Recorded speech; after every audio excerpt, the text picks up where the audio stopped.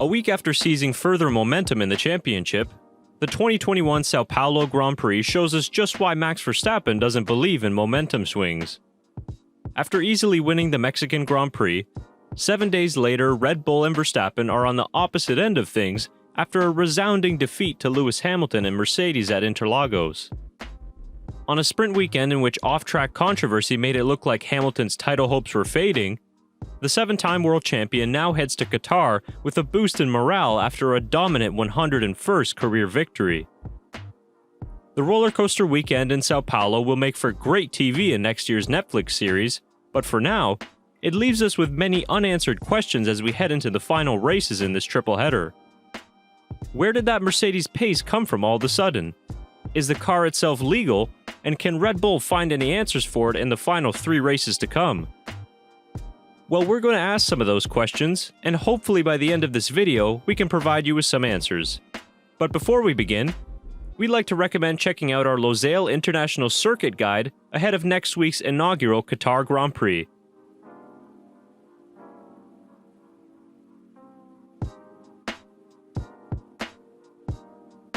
At times it looked like an F1 car amongst a field of F2 cars, but Lewis Hamilton's pace during the sprint and Grand Prix was astounding.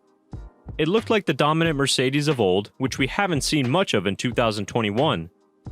Hamilton took the sprint out of sprint qualifying on Saturday after erasing a massive grid penalty and finishing in 5th place.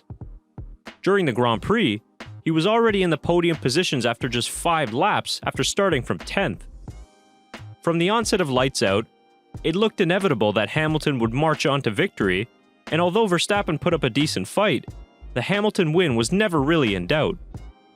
His drive on Sunday left many in the F1 world scratching their heads and asking, where did that pace come from?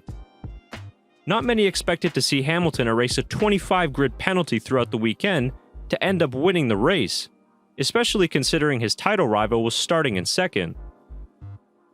Speculation, rumors, and theories have been circulating ever since Friday as to what the answer is to Mercedes' sudden pace gain, especially on the straights. Mercedes have enjoyed a straight-line speed advantage for quite a few races now, but it was more evident than ever in Brazil.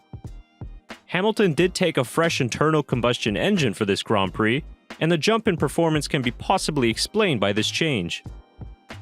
Reports from motorsport.com Italy are indicating that Mercedes have prepared a super engine for Hamilton's final 4 races in a bid to grab the championship from Red Bull.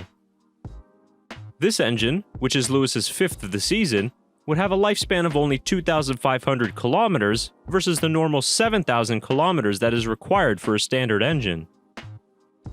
Upgrades on the power unit are not allowed in 2021, but the FIA do allow for modifications to the engines if those changes are functional to reliability and not performance. If Mercedes engineers were able to change the management settings of the unit to push it to the max, this would allow for Hamilton to run the engine in max performance without having to worry about managing power. And with this strategic change with 4 races left, the theory is that Hamilton and Mercedes can run this party mode all the way until the end. If this is in fact Mercedes' strategy, it could be a Hail Mary masterclass to blitz the competition in the final few races that are more power-sensitive circuits. The upgraded top-line speed also helps compensate for the rear wings they've been running all year, and the rear suspension trick also doesn't hurt either. It all worked a treat in Sao Paulo as Hamilton was near the top of the speed traps and had a significant horsepower advantage over his Honda-powered rival Max Verstappen. As a matter of fact, the speed delta between Verstappen and Hamilton in Brazil was 15.2 kilometers at the measuring point at the end of the home straight.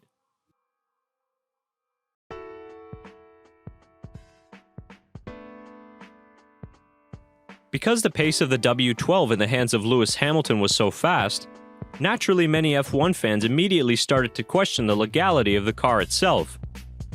At the moment, there is nothing to suggest that the new engine components, rear suspension, or rear wing of the Mercedes is against any FIA regulations.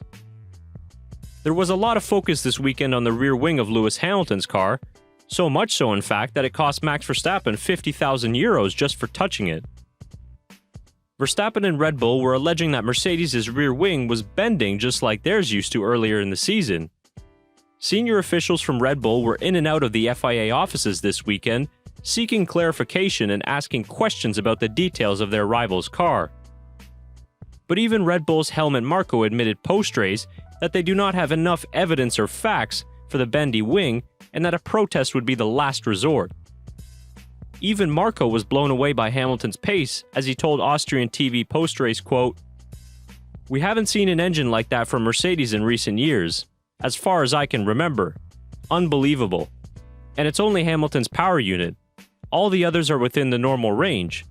Mercedes have done a masterpiece to conjure up such a rocket at this crucial stage." Red Bull aren't finished yet, however, with asking questions about Mercedes' car, and they might lodge a protest just to seek clarification on what their rivals are doing. But at the moment, it seems like Mercedes have found an advantage within the rules that might give them the edge to close out the 2021 season. But let's wait and see what will happen, as just like we saw in Brazil, even Mercedes aren't immune to breaking the rules of the technical regulations.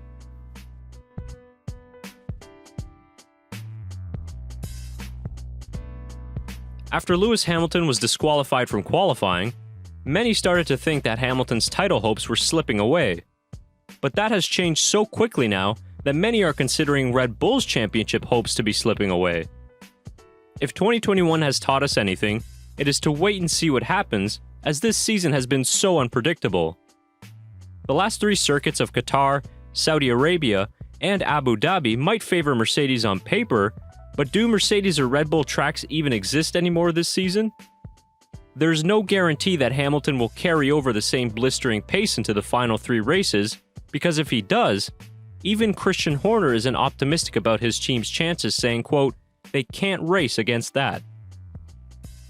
If you're a Mercedes fan, your team's fortunes have just taken a turn for the better, and you cannot wait for the Middle Eastern swing to end the year.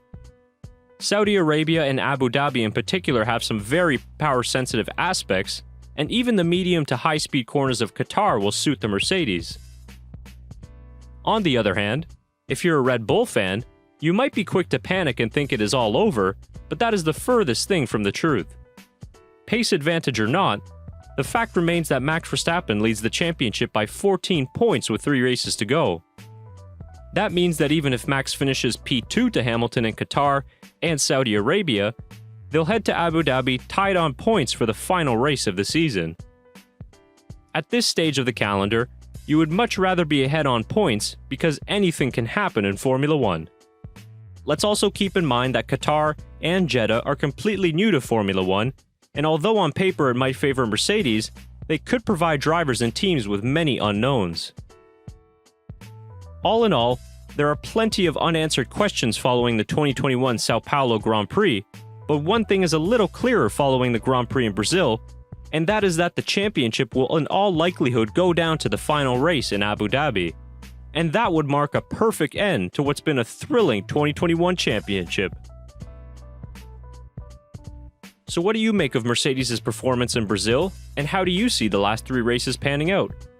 Make sure to leave your thoughts in the comments down below, and if you enjoyed this video, give it a thumbs up, and subscribe to the channel so you never miss a video. Thanks for watching, and until next time, it's bye for now.